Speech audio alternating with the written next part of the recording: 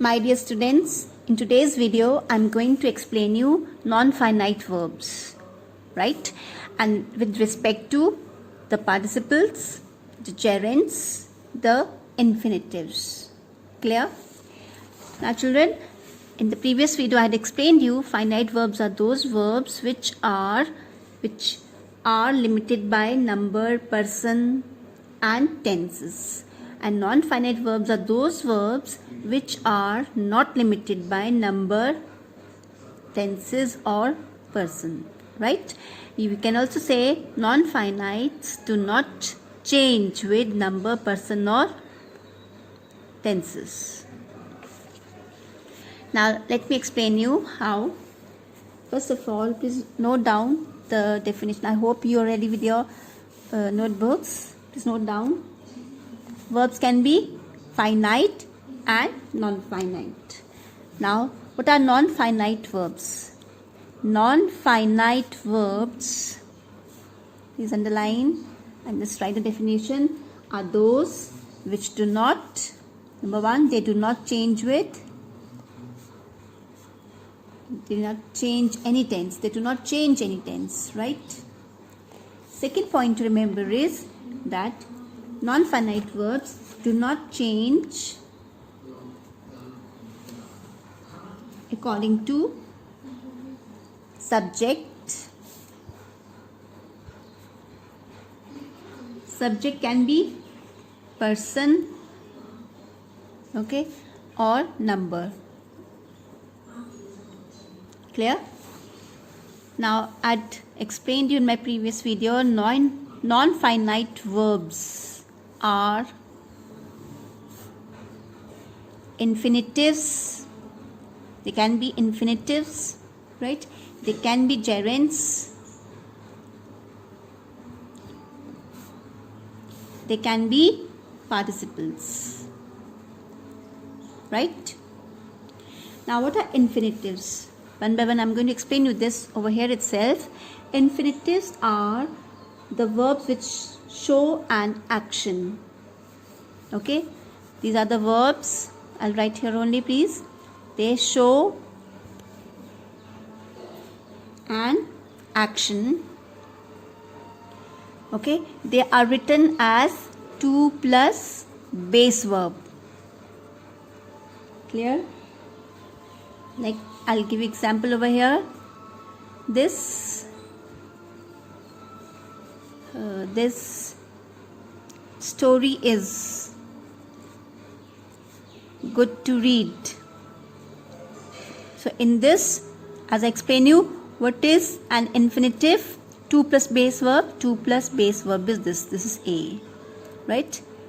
So infinitives are those verbs which show an action. They are used with 2 plus base verb, and this is how we can identify infinitives. Similarly, just come to gerunds. What are gerunds? Gerunds are, let's just highlight it. Now gerunds, I'm going to explain you over here. Let's not mix it up. Gerunds are ing form of verbs. Ing verbs, right? Ing verb forms. Okay, they act as noun. They act as a noun. Okay, and you can also call them verbal nouns. So they are ing form of verbs, but they act as a noun. For example, I have always loved swimming.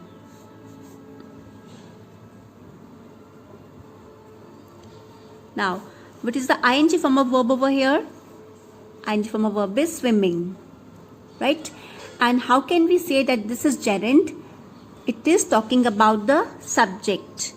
How can you say that? Just question yourself. I've always loved swimming. Who always loved? Who has always been loving, or who has always loved swimming? I.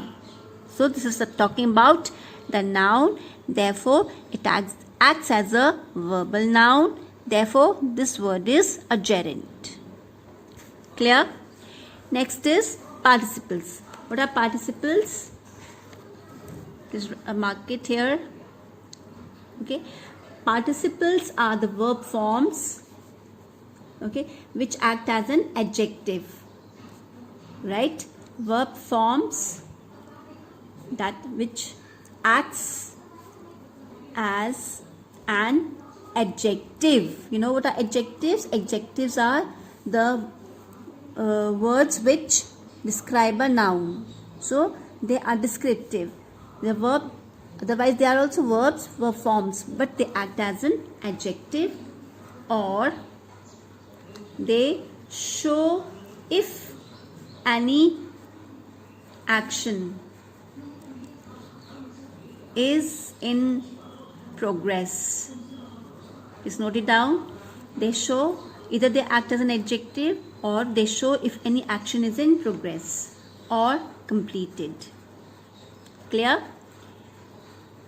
Then next point you write down for this participles, that they help to form. All the participles help to form perfect continuous tense. Perfect continuous tense. Clear? Now just take an example. I saw a fish swimming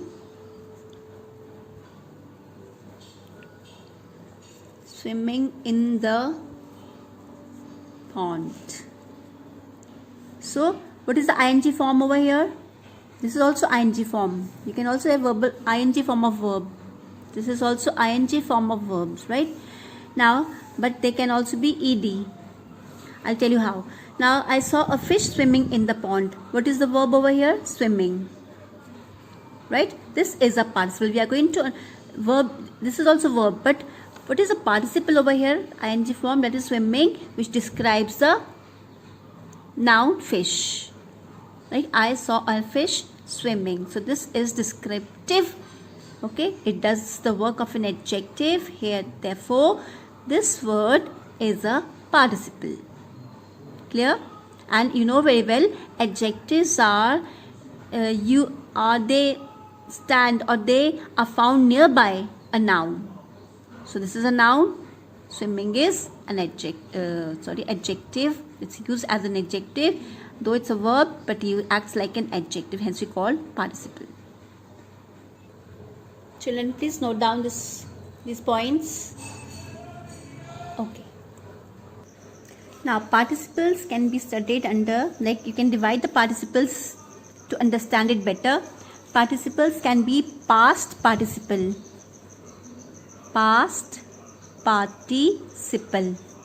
which is actually the third form of verb. When you have studied three form of verbs, present, past and past participle, this is the third form of verb. Okay. Next participle is present participle. Please note it down, children. Then we can also participles are also perfect participles. Perfect participles. Clear? Es. Now now we'll discuss first past participle. So I'll in table form only I'm going to explain it, children. You have to note it down as it is for your understanding. When we compare things, okay, that can be learned in a proper way. Now past participles, as I told you, is the third form of verb, and third form of verbs are usually formed by adding ed, okay, d, ied, en, t or n, right? And they completely are or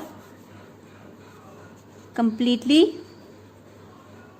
new forms. I'll give an example. You take an example of play. Play, played, played. Okay, then you take the example of study, studied, studied, or learn, learnt, learnt, or gave, given, or you can take an example like new form eat, ate, eaten. Can you see the verb forms change, and this is the third form of verb. Either they are changed, they are used with ed, they could be used with ied, t, n, right? So these are the past participle forms. Now you can write down past participles act as an adjective. Okay, please note it down. And they show completed action. They show completed action. Please note down.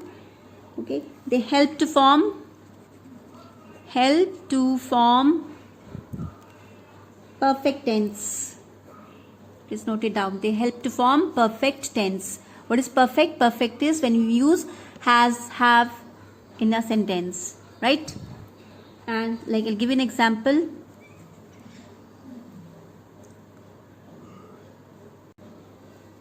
The cat had jumped over a rat. Note it down. This is past participle. This is a perfect form. Okay, when we use had, is a perfect tense used with the third form of verb. But whenever we use the perfect form, perfect tenses always use the third form of verb, that is past participle. A point to remember. Whenever you write perfect tense, all the perfect tenses are used with third form of verb, that is past participle. Now present participles are the ing form of verbs. They are ing form of verbs, right? And they act as an adjective. Just note down. They act as an adjective. Clear? Then they show a continuous action. They show a continuous action. Just note it down. Next is they also show an action immediately after, the action which occurs immediately after, immediately before another action. So action, action. Clear? So present participles, they are ing form of verbs. They act as an adjective. They show a continuous action. They are an action which occurs immediately before. They show an action that occurs immediately before another action. Just add over here that, so that is clear to you, children. And they help to form. You just write down. They help to form a continuous tense. A continuous tense. Now, example you can write down. I saw a thief jumping over a fence. Right? So this is this is present participle. Okay, as I told you, it's nearby a noun and acts like an adjective and helps to form a continuous tense. Clear? Next, children, is note it down. Note this carefully.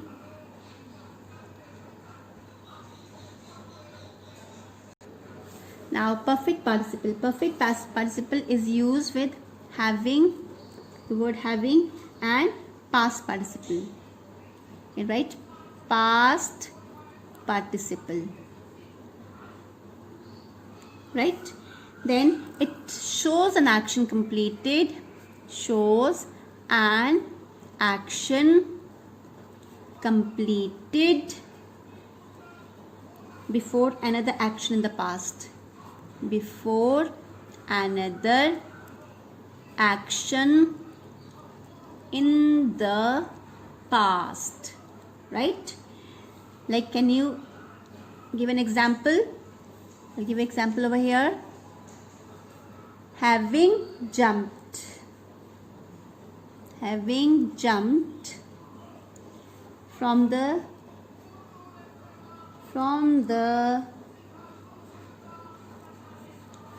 table, comma, she got hurt. Right? Can you see, children, these two words, having. Now this is perfect form and this is ing form plus third form, past participle having plus past participle is used over here, and it shows that an action which already shows an action completed before another action in the past. Like having jumped from the table. How did she get hurt? Because she jumped from the table. After jumping from the table only she got hurt. So hence these words are perfect participles. Then get a close look of this, and I want you to copy down in your fair notebook. That everything should be noted down there, so that when it's time to solve the exercises, you can easily solve the exercises. Now children, I'm going to explain you how to identify the non-finite verbs and its kinds. Now please take an example. Like if you get this sentence, swimming is a good exercise. Right? So you have to identify the non-finite verbs. As I told you, non-finite verbs are infinitives, participles and gerunds. Right? Swimming is a good exercise. Now what is the verb in this sentence? Verb is swimming. What is the verb? Swimming. Right? And what kind of verb is it? So this is ing form. Therefore, the swimming is non-finite verb. What is it? Non-finite verb. Why it is non-finite verb? Because this is ing form. This is ing form of verb and acts as a noun. You know, nouns are placed at the beginning of a sentence. It's something is said about the subject. The subject over here, so therefore swimming is used as it acts as a noun. It is used as a subject over here. Therefore, swimming is a non-finite verb. Okay. Now, what is a good exercise?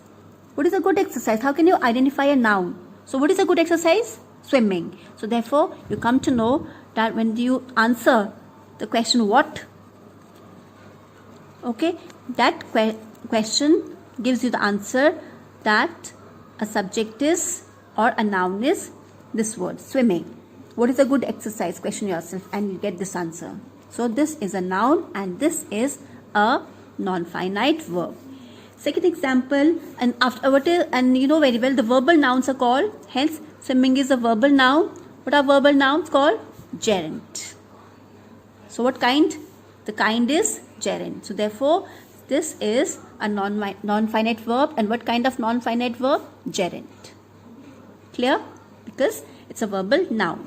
Second example, children, I'll give you this one. I forgot to do my homework.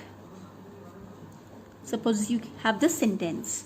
I forgot to do my homework. Now, what is the verb over here? Verb is the finite verb. Forgot is a finite verb.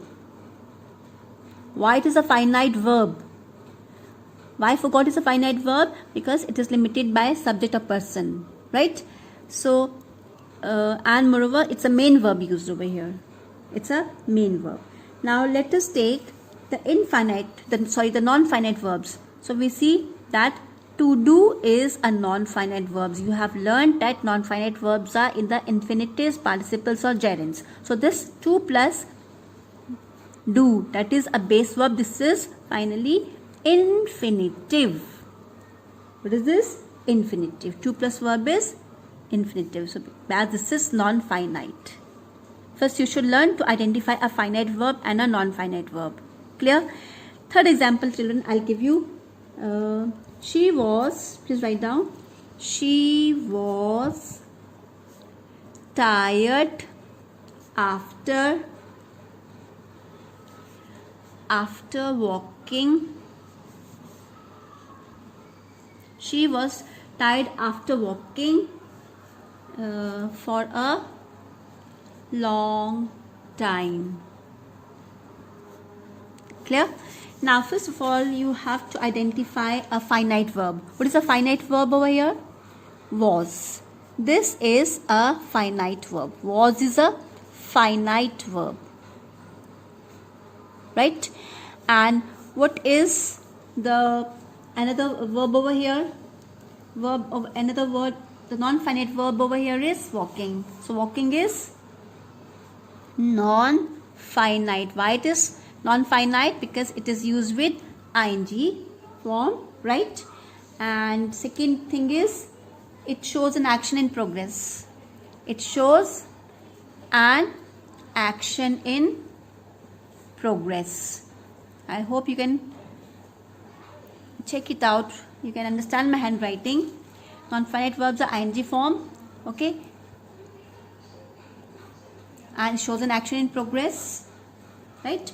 And hence this is present participle. What is it? Present participle. Therefore, it is a participle.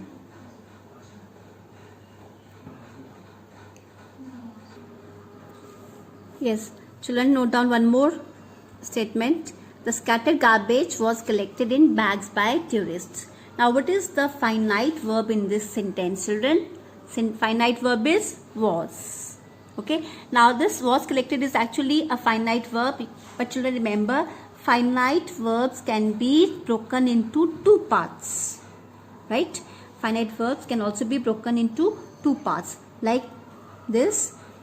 This is finite verb. Right? This is finite verb. And this is non-finite. Okay, because this shows completed action. This shows completed action. Please note it down. And hence, this is past participle.